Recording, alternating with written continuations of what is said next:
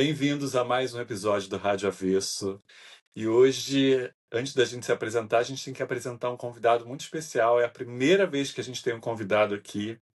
E isso para a gente tem um peso tremendo, porque quando a gente começou com esse podcast era muito para a gente falar qualquer coisa, Isabela, muito para a gente, né, falar sobre moda, tocar os papos que nós já tínhamos. E hoje a gente tem a presença mais que ilustre de uma pessoa que a gente é tão fã, desde da primeira vez que a gente viu e a gente todas as vezes que a gente conversa é impossível não falar da Foz. E a gente tem a honra de receber aqui o Antônio Castro, que criou uma marca linda, uma marca que tem feito um trabalho belíssimo e que vai contar um pouco para a gente hoje desse processo criativo, dessa história toda. Eu sou Fábio Monerá, eu estou aqui com a minha co-host Isabela Tedesco. Oi, Isabela, você está nos ouvindo, querida? Isabela Oi, está gente, tô meio... aqui, tô aqui. Eu tô Isabela? cortando? Ah, oi? Eu tô aqui, pra mim tô normal. Tá, Oi. então... Oi. Então, fale um pouquinho do nosso convidado, introduza o nosso convidado antes dele falar qualquer coisa. Vamos lá. Hoje, no primeiro episódio que a gente traz um convidado que foi escolhido com muito carinho por nós, que a gente acha que vai trazer muita informação bacana, que tem uma história muito legal para ser dividida.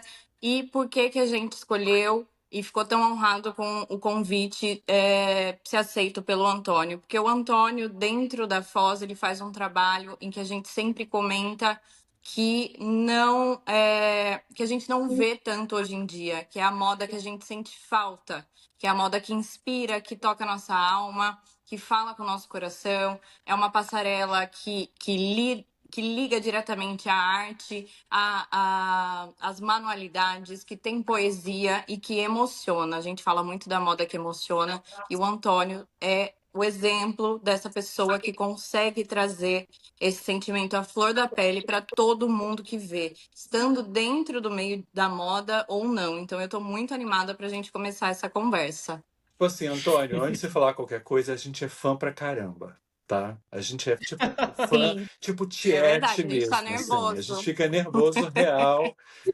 Não, Não, eu não não vou nem ter terapia essa semana, só esses elogios aqui pra mim já. é porque Vou desmarcar a sessão. é muito importante para a gente estar com você aqui nesse lugar. A gente começou esse podcast realmente para tentar criar mais diálogos sobre o mercado de moda e assim, o que você tem feito na Foz é tão tocante, é tão marcante para a gente, que começar com você essa história de ter um entrevistado eu não sei, eu realmente estou aqui assim, tipo, sabe, tipo criança quando vê a Xuxa? A Antônia é a nossa Xuxa. Ai, meu Deus. Gente, Isso bom, mesmo. obrigado pelo convite. Eu fiquei muito feliz quando a Isa me mandou a mensagem. Bom, já ouço vocês, né? Eu sou muito fã de podcast, eu escuto muitos podcasts e já ouvi a Rádio Avesso. Ouvi os últimos aí dos close certos, closes errados, né? Então acompanho já. Acho que é um trabalho muito bonito que vocês fazem. Infelizmente, eu acho que a gente tem poucos podcasts de moda bons. Então, eu acabo ouvindo muito mais conteúdos de comportamento, consumo e outros tipos de, enfim, de outras áreas, né? Mas moda em si, acho que a gente ainda tem um pouco essa falta. E acho que o trabalho que vocês fazem realmente é muito completo, assim. E é muito interessante ter a visão de duas pessoas que estão, né, que sabem dialogar, mas que estão em ambientes diferentes, né? A Isabela na indústria, o Fábio na comunicação. Enfim, então acho que espero que a conversa aqui seja boa e que seja tão boa quanto os outros episódios que eu já ouvi de vocês. A honra toda nossa. Então, eu queria começar do começo mesmo, a gente conversando. Eu falei, Fábio, eu queria muito ter a oportunidade de ouvir o Antônio, e eu acho que vai ser maravilhoso para todo mundo que estiver escutando a gente. Uma percepção minha é que a moda talvez tenha entrado na sua vida ao mesmo tempo que o artesanato, que a manualidade. Vendo o seu Instagram, conhecendo a marca, eu tenho essa percepção Queria que você contasse um pouco pra gente em que momento o Antônio, lá pequenininho, se apaixonou pela moda, onde o artesanato entrou e como isso fez sentido dentro de você para você entender isso como um trabalho mesmo, sabe? Uhum. Bom, na verdade, o artesanato veio primeiro. Bom, eu sou de Maceió, Alagoas, né? Que é uma cidade muito turística, no Nordeste, que tem uma produção em artesanato muito forte no estado inteiro. Mas Maceió, por ser, né, a porta de entrada do estado, acaba sendo um pouco esse veículo de escoar mesmo o trabalho do artesanato local. E invariavelmente, né, o artesanato ele ainda é muito entendido como souvenir, como produto do turismo. Então, muita gente que visita a cidade quer levar uma lembrança, né, e o artesanato ele cumpre essa função. Então, Maceió é cheia de opções de feiras, de lugares para você poder adquirir algum tipo de produto artesanal com esse cunho, da lembrança de viagem. E quando eu era criança, meu pai me levava muito nessas feiras, assim. Então, eu já via o artesanato e me encantava pelo artesanato enquanto objeto. Eu não entendia de onde ele vinha, quem fazia, mas aquilo chamava a minha atenção, a plástica do produto, do artesanato, me despertava um interesse ali, me instigava criativamente, talvez, já. E era algo que eu ia ali juntando, decorando meu quarto, quando eu era criança, começo da pré-adolescência, assim. E na adolescência, acho que eu tive um descolamento desse meu eu infantil, que acho que é muito natural, muita gente passa por isso. E foi na adolescência que eu descobri a moda como uma ferramenta de expressão para mim mesmo, assim, como um pré-adolescente, adolescente ali que, enfim, não se percebia muito refletido nos meus colegas de escola, enfim, me sentia diferente. A moda ela veio como uma ferramenta de expressão, sem absolutamente nenhuma relação com o artesanato naquele momento. Eu sempre fui uma criança criativa, eu acho, né, que gostava de pintar, desenhar, fiz aula de violão, fui parte do coral da escola, queria muito fazer aula de teatro, mas não pude, enfim. Então, eu passei por muitas dessas esferas da criação e a moda me pegou ali por volta dos 13, 14 anos, assim. A princípio como uma expressão do vestir, então eu entendi que customizando as minhas roupas eu poderia me parecer diferente de quem eu não queria parecer igual. E à medida que o tempo foi passando, eu fui entendendo que a moda, na verdade, para mim era mais sobre o criar do que sobre o vestir. Né? E Uhum. aí, bom, aí a história vai, mas ali nos meus 15 anos eu fiz meu primeiro vestido e as coisas foram acontecendo assim. Mas essa junção do artesanato com a moda, ela só veio de fato acontecer quando eu já estava em São Paulo, né? Eu Tá. tive esse interesse pela moda desde, né, da adolescência, sabia que era isso que eu queria, li muito sobre, pesquisei muito sobre. Maceió, até então, infelizmente, não tinha uma grande cena de moda acontecendo, a gente não tinha o Renda-se, a gente não tinha o curso técnico de arte da UFAL, enfim, então não existia muito uma forma de preparação acadêmica ou de qualquer outro tipo de curso técnico que fosse. Então, a internet era a minha maior ferramenta, né, para buscar entender mais sobre esse mundo. E ali, com os meus 19, eu vim para São Paulo, então, para cursar o design de moda no Centro Universitário Senac. E por aqui fiquei. E aí, na faculdade, eu fui entendendo que o que me diferenciava dos meus colegas era justamente a minha bagagem, né? O que eu trazia comigo da minha infância, da minha adolescência, desse lugar que eu vim, que era diferente do lugar dos meus colegas, que era São Paulo. Então comecei a olhar para esse passado, né? Comecei a olhar para esse repertório, e entender como eu poderia tangibilizar ele em produto, né? Então como que a gente transforma algo que é um bem imaterial, que é a cultura, em algo que é tátil, que é tocável e que é comprável e vestível. E aí eu entendi que o artesanato era essa chave. Então as coisas elas aconteceram dessa maneira. E aí isso se conectou com aquele meu eu criança que já apreciava o artesanato. E as coisas foram acontecendo dessa forma. E a Foz, ela nasceu assim? Ela veio desse encontro seu com a faculdade? Você fez design, foi isso? Design Eu de fiz design de produto? moda. Design Design de de moda. moda, Isso. tá. Eu até E vi a num, Foz chega para você. Diga lá, eu até amigo. vi numa das raras entrevistas, né, que o Antônio não é uma pessoa low profile, que teve muita, acho que no seu projeto de conclusão de curso você já trouxe ali o artesanato, né, enfim, com parceria com artesãos e tudo mais. Isso foi Isso. o início da É. Foz, enfim, conta um pouquinho. Eu acho que foi um pouco o embrião da Foz, ainda que não tivesse esse nome, que eu não tivesse ainda uma percepção de público-alvo, eu não sabia quem era minha cliente, eu não sabia. Enfim, eu não tinha uma dimensão comercial de produto naquele momento, porque na faculdade a gente está ali com um cunho estritamente acadêmico, né? Então a ideia era fazer uma investigação do que é esse artesanato brasileiro e como ele pode estar em função da produção da moda e exercitar isso na pesquisa e na execução dessa coleção, que é o que a gente entrega na banca de TCC. Mas esse interesse ele começa no decorrer do curso. A princípio, eu vou tentando trazer trabalhos de artesãos para dentro dos projetos que os semestres vão colocando para a gente. Mas no TCC é quando de fato eu mergulho no desenvolvimento de produto junto com o artesão, né? Então, antes o que eu fazia era eu comprava uma toalha de renda, eu comprava um pano bordado e eu encaixava isso na produção do que eu, né, precisava entregar ali para determinada disciplina. No TCC, eu fui buscar entender como fazer do zero com os artesãos. Então, aí acho que foi de fato a invenção dessa metodologia, que é o que eu uso hoje na Foz.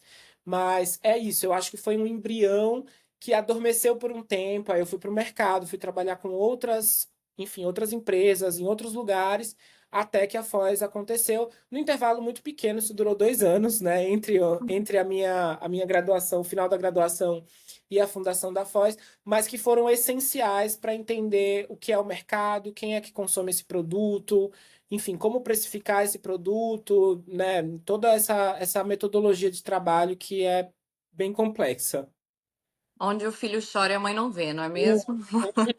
A gente da parte criativa sofre muito com a parte de negócios, assim. E é uma parte que eu vejo que falta muito nas universidades para a gente conseguir fazer o negócio virar, né? É, é. Mas eu estava pensando aqui quando você fala dessa questão das manualidades, como você colocava isso na roupa, você visualizava alguma mulher, assim, você tinha você pensava no desejo, na necessidade de uma mulher específica, ou essa criação vinha, de parte criativa mesmo, experimental?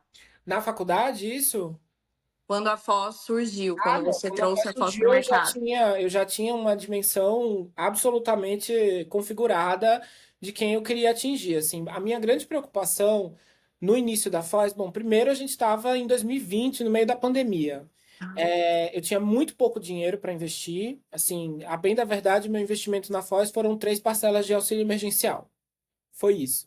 Então, eu sabia que eu estava apostando ali uma grana que me faria falta na época. Eu tinha acabado de sair de um emprego, estava trabalhando meio como freela para Artsol, né, que até hoje, inclusive, é uma grande parceira minha. Artsol, para quem não conhece, é Artesanato Solidário, que é uma ONG que começou como um projeto de governo do FHC, né, encabeçado pela dona Ruth Cardoso, primeira-dama na época.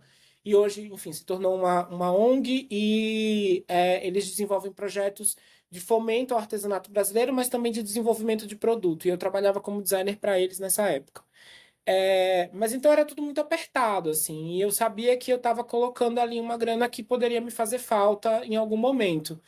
Então, e eu sabia, sobretudo, por já ter tido experiência trabalhando anteriormente com outras organizações, mas também pela experiência que eu tive na graduação, que a partir do momento que você envolve a mão de obra do artesão, você gera uma expectativa neles.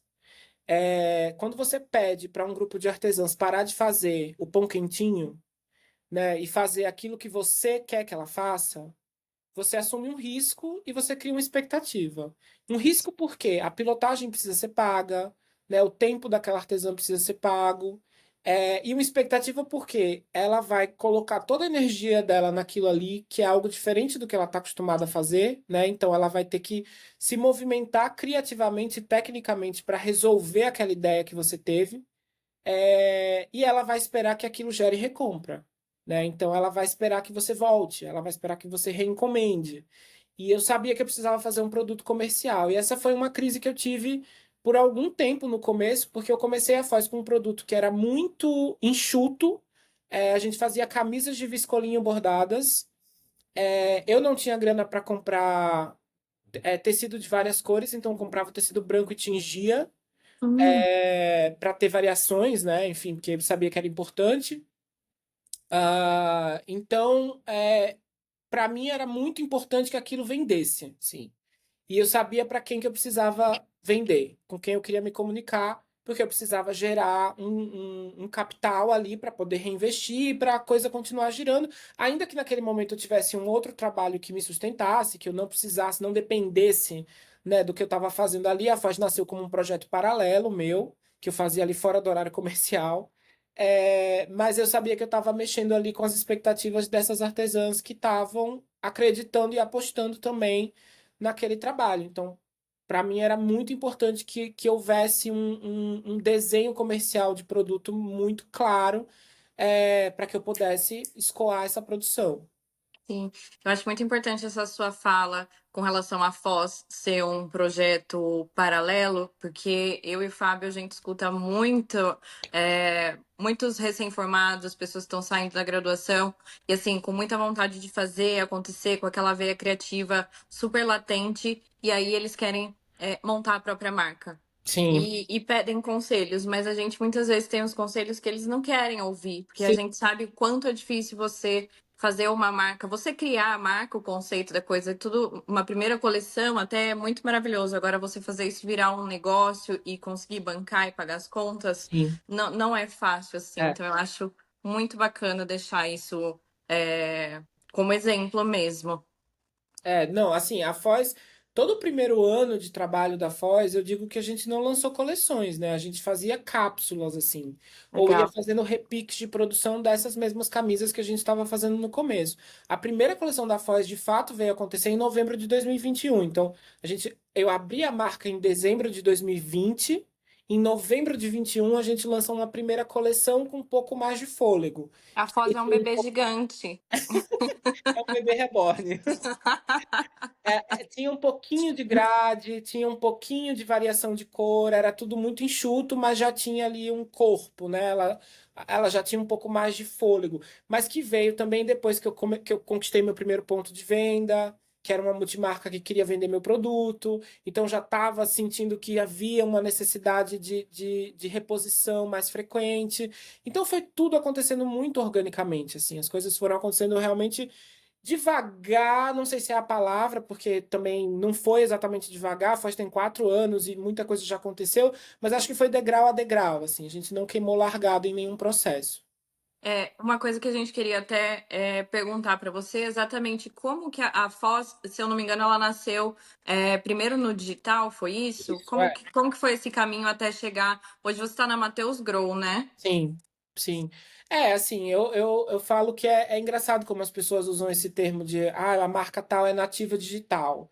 Gente, não tem como não ser nativo digital se você não tem como investir num ponto físico de bate-pronto, né? Então a internet ela é a nossa grande ferramenta de divulgação de tudo. O Instagram ele virou um grande LinkedIn. A gente está ali se vendendo o tempo todo, vendendo o nosso produto e eu tinha essa vontade de começar.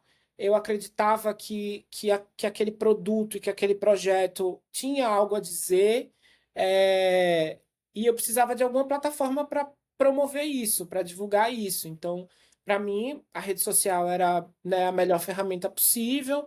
Eu montei um site numa plataforma meio pré-moldada ali que eu fiz sozinho e a coisa Ah, foi foi andando. você mesmo fez. O primeiro site foi eu que fiz. Mas não vou falar marca aqui, porque enfim, mas é uma plataforma onde você vai montando, sabe, o site, e ele Tá, fica eu acho que eu sei. ok.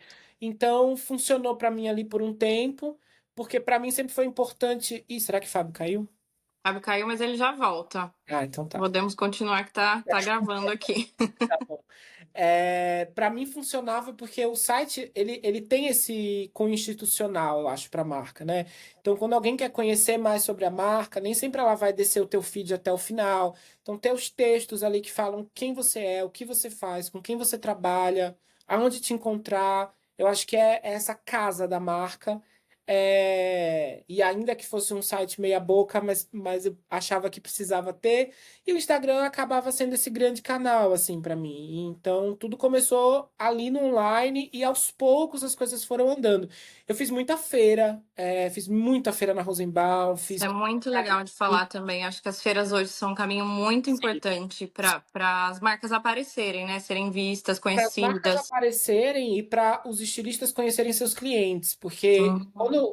no meu caso que comecei na pandemia, eu comecei ali vendendo para pessoas que meio que já conheciam o meu trabalho de experiências anteriores, que se tornaram clientes que estão comigo até hoje, e para pessoas que eu não conhecia, porque eventualmente, ó, né, o Instagram começou a entregar para gente que eu não sabia quem era, então chegavam ali vendas para mim pelo site de nomes que eu não sabia quem eram, né? E isso era muito legal, porque eu via que de fato o trabalho estava caminhando com as próprias pernas.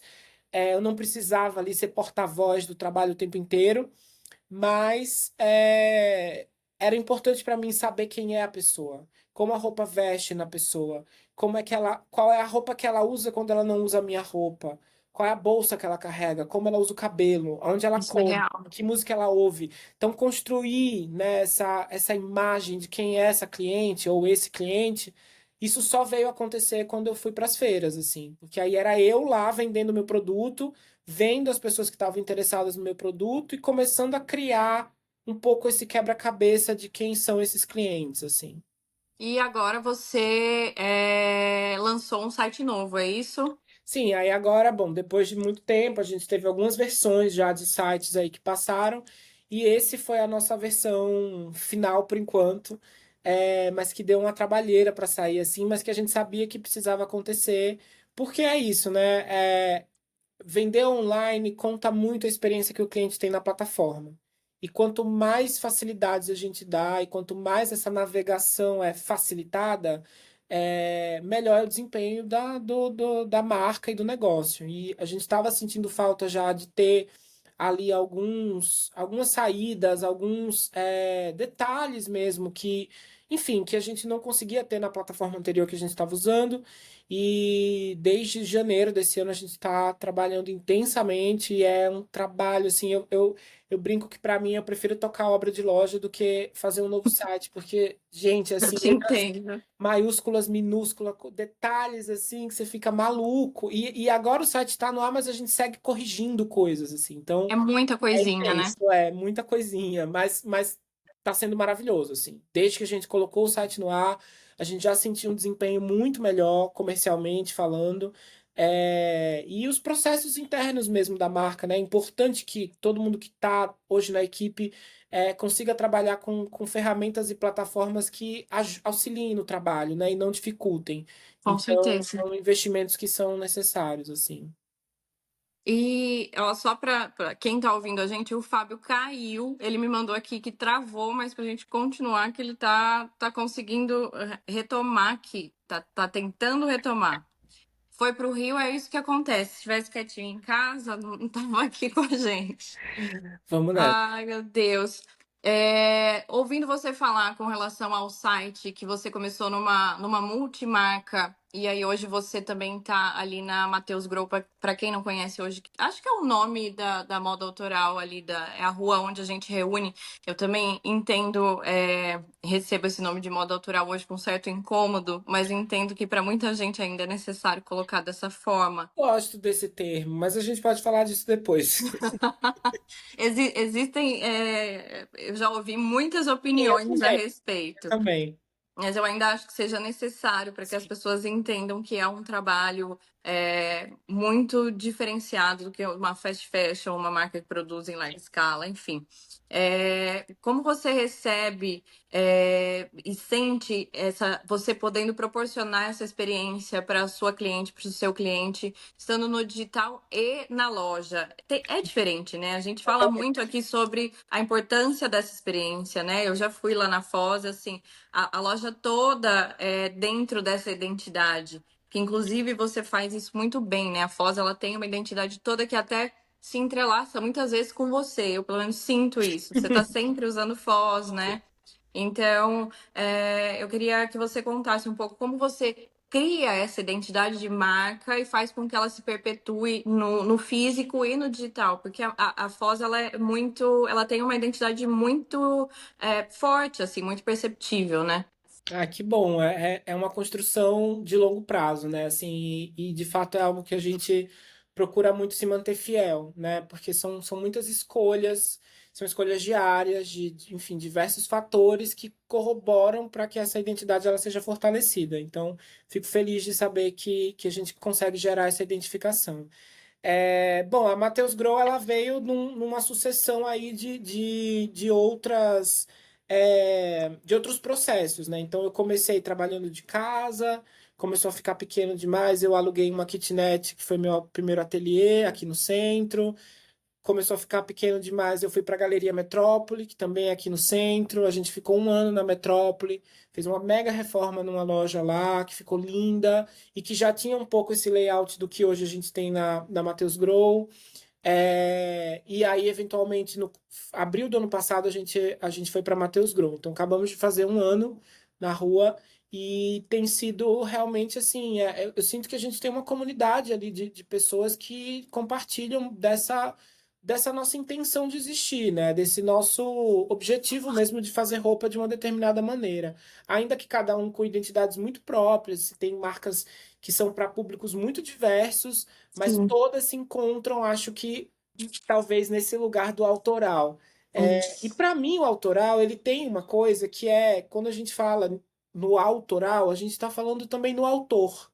Então, quando você me diz que você entende que a identidade da Foz ela se entrelaça muito com a minha, talvez seja justamente por isso, porque o fio condutor do trabalho, invariavelmente, acaba sendo eu. Ainda que seja um trabalho muito coletivo e que a gente trabalhe com muita gente, com muitas comunidades de artesãs que estão aí, não só em Alagoas hoje, mas em outros lugares do Brasil, tudo isso nasce de um tema de coleção que vem de um lugar muito pessoal meu.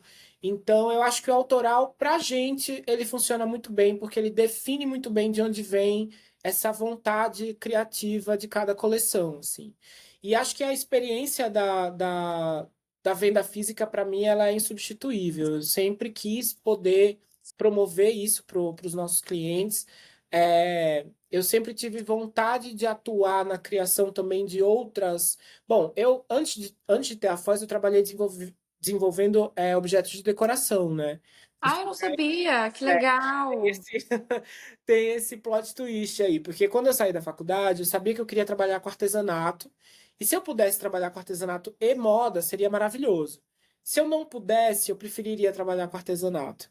E, historicamente, a moda, ela não soube muito bem absorver a mão de obra artesanal brasileira, Com enquanto que a certeza. arquitetura já faz isso há muito tempo, né? A Uhum. gente tem ali em meados do século passado, Lina Bobardi, Pierre Verger, Marcel Gutierrez, o próprio Oscar Niemeyer, que traziam essas obras né, para a arquitetura e para a arte, sobretudo, do artesanato brasileiro. Na moda, a gente estava olhando para outros lugares, a gente tinha outros nomes, era outro movimento acontecendo. Então, acho que esse resgate do artesanato para a moda, ele começa talvez ali nos anos 90 com Ronaldo Fraga, né? E ele vem se fortalecendo cada vez mais, talvez agora com a nossa geração. Exato. Então, quando eu saí da faculdade, eu vi muito mais oportunidades na decoração do que na moda. E fui trabalhar desenvolvendo objetos para casa. Então, quando eu fui fazer a loja, para mim foi maravilhoso, porque eu queria desenhar a arara, eu queria desenhar o totem, eu queria desenhar a luminária, eu queria desenhar, Sim. enfim, a fachada, tudo isso. Então, foi para mim também uma maneira de exercitar essa criação, né, em um outro lugar que não é a roupa. E a roupa, ela tem suas limitações quando a gente quer trabalhar com muitas tipologias artesanais, como a madeira, né, o barro, a cerâmica, são produções que a gente não consegue absorver tanto na moda. Eu até tento encaixar nos acessórios e tal, mas acaba ficando numa fração muito pequena do mix de produto. E na loja a gente consegue fazer isso, na cenografia do desfile a gente consegue fazer isso. Uhum. Então eu vou tentando usar esses momentos para exercitar essas outras veias criativas aí e que acho que colaboram para reforçar a identidade da marca, porque no fim tudo acaba conversando, né? Exatamente. Eu acho que você acaba criando essa identidade tão forte, porque tudo comunica a Foz, assim, né? Não tem uma coisa que você entra na loja e até mesmo no Instagram, você vê o cuidado da imagem ser pensada dentro do universo da marca. Eu acho isso muito bonito, que pra gente que tá de fora parece muito intuitivo, assim, uma coisa muito pronta, uma marca que já sabe quem é e para que veio, assim. Vejo hoje tantas marcas tentando mudar o tempo inteiro e agradar muita gente, não conseguindo entender o valor do seu nicho, do seu público ali. Eu acho que você faz isso, dá uma aula, assim, para quem tiver olhos para ver, de verdade. Obrigado. E aqui, vamos lá, vamos falar do conto de Laura, por favor, Ah, porque o Fábio até agora não apareceu aqui, mas a gente esteve lá junto no desfile, a gente foi buscar o porquinho, a bendita porca junto. sim, Convite da Foz, gente, era um porquinho, um cofrinho de madeira, e o convite estava dentro. de E barro. eu, de barro, ai, de madeira, bem doida, de barro.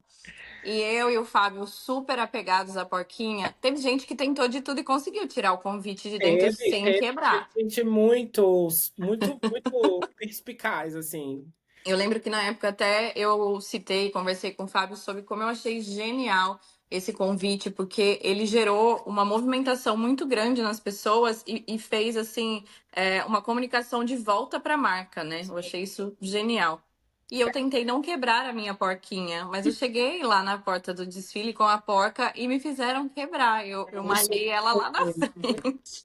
eu soube que teve esses episódios, assim, acontecendo. Exatamente. E aí você já consegue entender como a sua construção de desfile vai além, porque eu lembro que você contou que essas porquinhas vieram de carro, vieram lá de Maceió, foi isso? Não, elas vieram, na verdade. Bom, em janeiro do ano passado, eu fiz uma viagem para uma cidadezinha na beira do Rio São Francisco, do lado de Sergipe, que é uma cidade chamada Santana de São Francisco, que muita gente ali vive da olaria, né?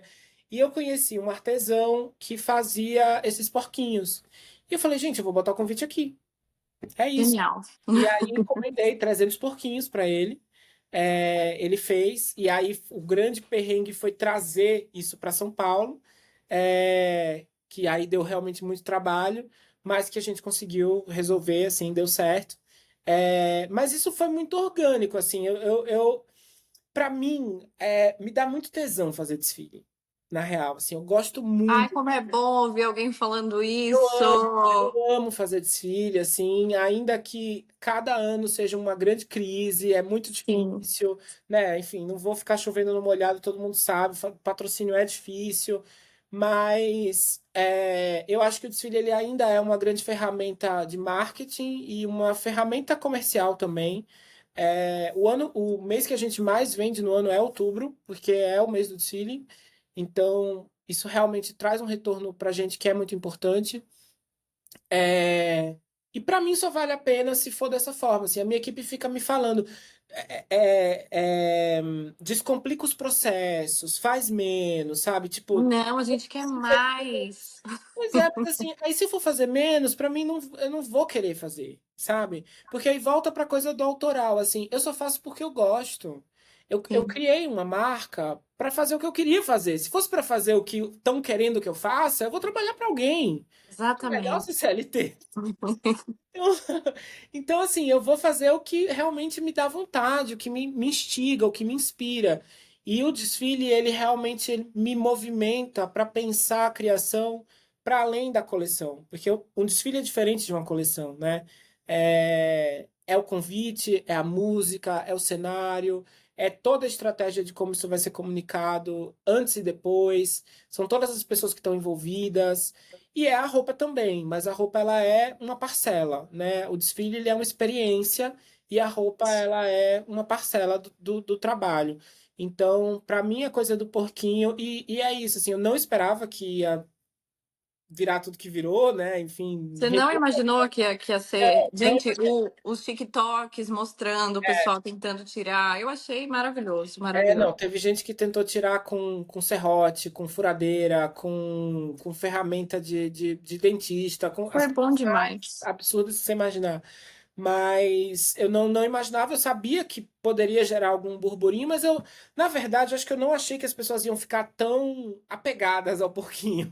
Eu achei que não ia ser um grande problema, assim, as pessoas iam quebrar e tá tudo bem, mas Mas não. sabe como eu vejo, particularmente assim, quando a gente recebe um convite, eu tenho plena consciência do quão é difícil você já estar na passarela, você já está fazendo esse desfile acontecer. Sim, Mas o convite, antigamente, 15 anos atrás, eram convites super elaborados que a gente guardava, enquadrava, era assim, sempre o convite era uma grande coisa. sim, E fica cada vez mais complicado. Mas quando a gente recebe um convite que foi tão pensado, é como se a gente estivesse recebendo um presente além de tudo, sabe? É uma atenção especial para quem está sendo convidado também. Por sim. isso que eu acho que a gente ficou tão. A gente, eu digo todos os convidados, porque não é possível, todo mundo. Naquela semana, a gente só falava dessa porquinha. Sim, não, realmente. Mas eu acho que o grande mote pra mim é isso, é que seja uma ideia simples, porque pra mim é muito simples, é só um pouquinho de barro, não é nada de tão elaborado. Mas eu acho que o valor que as pessoas dão é que traz esse valor agregado, assim. O nosso Isso, primeiro desfile, o convite era uma barra de rapadura com bilhete dourado, a que lá demais. Fantástica Fábrica de Chocolate. Então, essas ideias, elas vão acontecendo, assim, mas são sempre coisas muito simples. É isso, eu comprei 300 barras de rapadura e enfiei um papel dourado dentro e as pessoas adoraram também. É que o porquinho, como tinha a coisa da quebra, eu acho que isso realmente deu um tilt na cabeça das pessoas, Foi assim. maravilhoso. Foi tipo uma caça ao tesouro, assim. É, Mas mudando, ainda nesse contexto, além do porquinho, aquela pegada, só quer falar do porquinho. É Juarez tá aí, ai meu Juazeiro, Deus. Juazeiro, eu Juarez, hoje eu tô ótima. a É mãe, Juju. cachorro, gente. Gente, oh meu Deus, fecha o olho no colo. Não posso, não. Diga pra mim, eu vi você falando esses dias que assim, a última parte do conto de Laura, como é que é essa divisão? Conta pra mim como é que é a concepção dessa coleção, porque ela se desdobra, é isso? Isso. Desde o comecinho, né, desde a primeira coleção, a gente se propõe a trabalhar um tema anual, né? Então, no começo, quando a gente ainda não tinha desfiles e também a marca era menor, a gente lançava duas entradas, uma de primavera-verão, uma de outono-inverno. É, Então, as primeiras duas coleções foram assim, os primeiros 2 anos. E a partir de Alambique Fantasia, que foi no nosso primeiro desfile, a gente começou a destrinchar isso em mais entradas. Também porque, comercialmente falando, estrategicamente falando, é importante ter essa rotatividade de novidade na loja. Então, a gente criou esse calendário com intervalos de 45 dias, e a cada 45 dias a gente tem um novo drop. E quando a gente faz o desfile, então, eu já crio o desfile pensando nessa história separada em famílias ali que vão chegando, né, alternadamente na loja. Então, primeiro a gente lança uma estampa com os lisos, depois a gente lança um jacar com mais lisos, depois a gente lança o outro e assim por diante, até que no final desse ciclo a coleção inteira está lançada. Legal. No Conto de Laura, eu já pensei isso, né, de uma maneira que a gente lançou um preview antes do desfile, que chamou Paisagem, depois, e aí o desfile foi dividido em 3 famílias, né, em 3 fases ali, porque é uma história biográfica. Então eram Sonho, Sina e Lenda. E aí cada um dessas entradas foi chamada com um desses nomes até completar essa história que se encerrou agora. E aí agora a gente tem uma próxima entrada na verdade a gente vai lançar uma linha nova na Foz de básicos. Em julho, setembro a gente tem o preview do próximo desfile e outubro o desfile. Então é Entendi, isso. só tudo isso. Só tudo isso. E no meio disso você ainda consegue fazer cama, colocar a Laura dormindo com uma cauda imensa. Cuidar de um cachorro. É isso. Exato. E ler muitos livros, que eu queria fazer esse furo aqui, que não tá no roteiro, mas eu queria muito trocar com você a respeito disso. Eu amo ver como a leitura é presente na sua vida Obrigado. e eu também sou apaixonada, eu acho que é muito gostoso quando a gente tem essa troca num mundo que tá tudo tão rápido que as pessoas não conseguem prestar atenção em nada. Um É. livro, ele traz um exercício praticamente de meditação ali, de você se colocar num outro mundo ali, né? Esse Eu acho que, mergulho. eu acho que para quem trabalha com criação, a gente precisa desses momentos assim. Ano passado, quando eu estava desenvolvendo o Conto de Laura, eu li Salvar o Fogo, do Itamar Vieira Júnior, que é o mesmo autor de Torturado. E tem uma Tá. frase nesse livro que, inclusive, acho que ela tá pinada no Instagram da Foz até, porque ela virou uma bússola para essa coleção, né? Eu estava escrevendo a história, escrevendo, né? Eu tava desenhando a história de uma mulher que eu não conheci, né? Que foi essa minha tia-avó, que foi cangaceira e que abandonou a família e se juntou ao bando de Lampião. E é uma história cheia de furos, porque a partir do momento que ela vai embora, a gente não sabe o que acontece. E o livro do Itamar é sobre outra coisa, mas tem uma frase ali que eu não sei se eu vou saber de cor, mas é mais ou menos. é, Se na teia do esquecimento, a verdade é feita em partes iguais de realidade e ilusão. Alguma coisa do tipo. Uau! Então, essa frase ela me deu o direito de inventar o resto da história. Eu não sabia que eu Sim. podia fazer isso. E ela me permitiu, né? Então, acho que esses insights Que eles só lindo isso. acontecem quando a gente se abre para outras maneiras de se inspirar. Que pode ser literatura, pode ser visitar uma exposição, pode ser um filme, pode ser o que for. Eu gosto muito de ler, mas, enfim, para qualquer pessoa pode ser qualquer outra coisa. Mas acho que é importante a gente saber que eu amo trabalhar, sou capricorniano, sou bem maluco do trabalho, mas eu também adoro fazer outras coisas, assim. E é Sei a hora necessário que para a gente reabastecer também a criatividade, né? Sim, Senão eu sinto às vezes que a gente se esvazia. A é. gente precisa encher o potinho e muitas vezes vem desses lugares, desde que seja olhar um céu bonito, né? Olhar uma roupa bonita também, por que não? E a leitura vem num lugar muito legal, assim, de poder se permitir mergulhar e Uhum, exatamente. sair da realidade caótica. É. Eu acho que a gente percorreu praticamente tudo que tinha aqui, até talvez um pouco mais. Eu queria te perguntar hoje, qual o seu maior desejo para a moda brasileira? Nossa, pergunta filosófica. Meu maior desejo para a moda brasileira. Hum, bom, assim, o que eu percebo ainda é, eu não quero ser pessimista, assim, porque em geral eu sou muito otimista, mas eu ainda acho que algumas marcas como a Foz e como outras, elas são muito engavetadas é, nesses lugares do regionalismo, assim. E o que a gente tenta fazer é um produto muito contemporâneo. E não é à toa que a gente vende ele em São Paulo. É, eu tentei, né, fazer esse produto acontecer em Alagoas, por exemplo, em outras regiões, mas o nosso cliente ele está aqui. Então ele é um cliente urbano, ele é um cliente da cidade, mas ele é um cliente que se identifica num produto que é imbuído de cultura popular. E acho que às vezes, quando a gente é comunicado, seja pela mídia, pela imprensa, o que for, a gente é muito isolado nesse lugar da marca nordestina ou da marca regional. Então eu acho que essas amarras, é, elas ainda são muito limitantes para as marcas, né? Acho que a gente poderia ter um alcance e uma voz muito melhor ouvida se as pessoas estivessem mais abertas a entender o produto com outro olhar, assim. É, então, acho que o que eu sinto falta ainda é isso. Para além do que é óbvio, né? Incentivo, enfim, que as pessoas vejam que a moda ela tem um poder e um alcance e uma relevância que tantas outras áreas, infelizmente, não têm.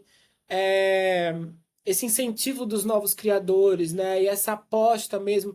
E acho que um desejo de entender que o que a gente está fazendo aqui é negócio, né? A gente está gerando Exatamente. trabalho, dinheiro, receita, pagando impostos. Então, Muitos. exatamente. Então, que essas grandes outras marcas, essas outras grandes iniciativas vejam que vale a pena investir nas marcas de moda, né? Porque a gente traz retorno, a gente pode trazer retorno.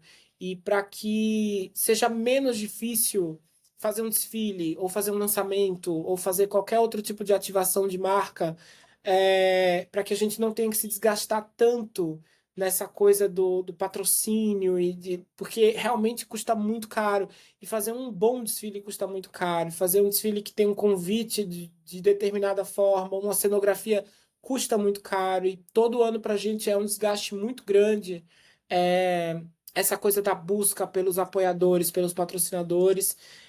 A gente não desanima, mas acho que as coisas poderiam ser menos complexas se a gente tivesse mais apoio, assim. Muitas vezes assim não se desanima, mas se desgasta em algum nível, né? Eu Totalmente. admiro muito vocês assim por conseguirem ainda ser criativo e contar essa história e criar essa coleção e esse desfile, e pensar dessa forma tão emocional diante dos desafios do dia a dia, assim. Uhum, Se você pudesse dar um conselho para quem está escutando a gente que morre de vontade de ter a marca própria, de fazer assim, um dia eu quero ser o Antônio, o que você diria? É, bom, busquem experiências anteriores. Eu acho que, ainda que esse desejo de sair da faculdade, ou não que seja faculdade, mas de cair no mundo, né? No mundo dessa indústria, de primeira já abrindo uma marca, pode dar muito certo, mas eu acho que é importante aprender com os outros, assim. Buscar essas outras experiências, buscar entender como o mercado realmente funciona. A gente aprende a criar na faculdade, a gente aprende a criar nos cursos, mas o mercado ele tem outra realidade, assim. Isso fez muita diferença na minha trajetória. Eu acho que se eu tivesse, nunca foi minha intenção, mas se eu tivesse criado a Foz ali de cara depois da faculdade, as coisas seriam muito diferentes. Talvez eu tivesse desistido, as coisas não teriam acontecido como aconteceram. Então, acho que o meu primeiro conselho é esse, assim. E acho que muitas vezes a moda ela se desprende dos conceitos do design, né? Às vezes a Uhum. gente não é entendido como designer, é, mas a gente é. Esse é um ponto-chave. E o design, ele existe para resolver problemas, né? A função do design no mundo é resolver uma demanda. Se você precisa espremer uma laranja e você não tem como, alguém inventa um espremedor de laranja. Esse é um designer. Então as pessoas precisam se vestir, né? E aí a gente cria roupa para elas poderem se vestir. Mas quais outras demandas essas pessoas têm? Então, acho que pensar uma razão da sua marca existir em 2025, ou 2026, ou quando quer que seja, é sempre um bom caminho para que você sempre se lembre, quando as coisas ficarem muito difíceis, do porquê você está fazendo aquilo. Né? Eu comecei a Foz porque eu queria ver artesanato brasileiro na roupa. Eu não via. Eu via uma ou outra iniciativa, eu via marcas que faziam isso pontualmente, migravam para outro lugar, depois voltavam. Admiro muitas que fazem isso, mas acho que nessa metodologia que a gente faz, eu não via, né? E pode até ser falta de repertório meu, mas naquele momento, para mim, aquilo fazia falta. Então, essa era a minha razão. Acho que encontrar uma razão para o seu produto existir em um mundo que já tem muito produto Uhum. é um ótimo caminho para você defender aquilo que você está fazendo, porque você vai precisar defender o que você está fazendo em algum Exato. momento. Então, acho que esses dois conselhos, eles são importantes para mim. Maravilhoso. E agora, a terceira vez que eu tô falando que é a última, hein? Já tô saindo do roteiro aqui. Mas eu me lembrei agora, eu até mandei um DM pra você esses dias. Eu não sei se você pode falar um pouquinho da expedição da Foz, de como vai ser, Assim, de onde surgiu essa ideia, porque eu achei fantástico. vamos. Bom, eu viajo já, né, há muito tempo, indo ao encontro desses artesãos com quem eu trabalho. Eu vou para Alagoas umas 5 vezes por ano agora, né? Antes eu ia muito menos, mas agora eu consigo ir umas 5 vezes. E desde o nosso primeiro desfile, a gente faz essa expedição, ela já existia, mas ela era fechada para a imprensa. Então, em 2023 a gente levou a Vogue, em 2024 a gente levou Valor Econômico e Bazar. Esse ano a gente vai levar a imprensa também, mas sempre que eu ia e postava stories, enfim, feed, o que quer que seja, eu sentia muitas pessoas pedindo, né, clientes da marca, amigos, nossa, eu queria muito fazer essa viagem, queria muito fazer esse roteiro. É um roteiro que, infelizmente, ainda é muito alternativo. As pessoas que vão para Alagoas, elas vão para a praia, né? E Uhum. viajar pelo sertão, ainda que exista o roteiro, ele não é protagonista. E é difícil, você precisa conhecer os lugares, saber onde ficar. Então, né, a gente quis criar uma facilitação, né, para levar essas pessoas que são interessadas não só no artesanato e na cultura, mas no nosso trabalho, para acompanharem o desenvolvimento do desfile. Então, essa viagem ela acontece um mês antes do desfile, e essas pessoas que vão viajar com a gente vão ver essas peças sendo finalizadas com os artesãos. Legal. Então, é uma experiência de ver antes da passarela aquilo que está acontecendo ali e como o nosso trabalho acontece. Então, eu tive essa ideia enquanto eu estava na Ilha do Ferro em janeiro desse ano. Comecei a colocar em prática com a nossa equipe. A gente tentou viabilizar ela de várias maneiras. Muitas acabaram não dando certo, até que chegou o um momento que eu falei assim, olha, eu vou tirar do papel, vamos tentar, eu vou, né, divulgar ali para uma lista de clientes mais próxima, e a gente fechou um grupo pequeno ali de 8 pessoas que vai fazer essa viagem com a gente em setembro desse ano, e que espero que seja a Legal. primeira de muitas agora que a gente vai fazer pela frente. Mas Com acho. certeza. Na próxima eu quero estar lá. Vamos nessa. E acho que é uma dessas experiências também de trazer para perto o cliente para o universo da marca, né? Então, Isso é incrível, vai essa ser uma coisa experiência. que não tem nada a ver com comprar roupa, não tem absolutamente, né? A gente não está levando o cliente para a loja, a gente está levando ele muito longe da loja, inclusive. E isso veio também porque um dia eu encontrei um cliente da Foz na Feira na Rosenbaum, estava passeando, encontrei com ele. E ele falou: Olha, eu estava na loja esses dias e eu conheci um outro cliente da marca que é pintor e ele é super legal. E a gente ficou conversando. Ele me mostrou o trabalho dele. Você tem que fazer alguma coisa para os seus clientes se conhecerem, porque eles vão virar amigos. E eu falei: Nossa, então era isso que eu precisava. E aí, depois que ele me falou isso, eu falei: Vamos nessa, vai dar certo. E aí foi. Faz muito sentido isso, muito legal. Com certeza vai ser um sucesso e Ah, na próxima eu vamos quero estar lá. vamos nessa, vamos junto. Ó, a gente já tá com 50 minutos, eu tô com dor no coração, mas eu vou ter que encerrar essa conversa. Eu queria te agradecer imensamente. É uma honra muito grande a gente ter você aqui. A nossa admiração é de fato, assim, eu e o Fábio, a gente conversa muito sobre você, sobre a Foz. E assim, uma delícia poder te escutar e entender como de fato tudo faz sentido, assim. Tá tudo muito enraizado dentro de você. Eu acho que a Foz, ela de fato tem a raiz dentro de você e muitas marcas hoje não conseguem ter essa identidade. Então, assim, muito, muito lindo. E que aula você deu aqui pra gente hoje. Muito obrigada pela oportunidade de te ouvir. Imagina, eu que agradeço o convite, adorei participar. Falei que eu sou fã de podcast, então adorei poder trocar aqui com vocês também. Pena que o Fábio não conseguiu voltar, mas enfim, Nunca mais a voltou. gente continua essa conversa numa mesa de bar, ou sei lá. E obrigado mais uma vez. Muito obrigada. Um beijo. Até a próxima, pessoal. Beijo, tchau, tchau. Tchau.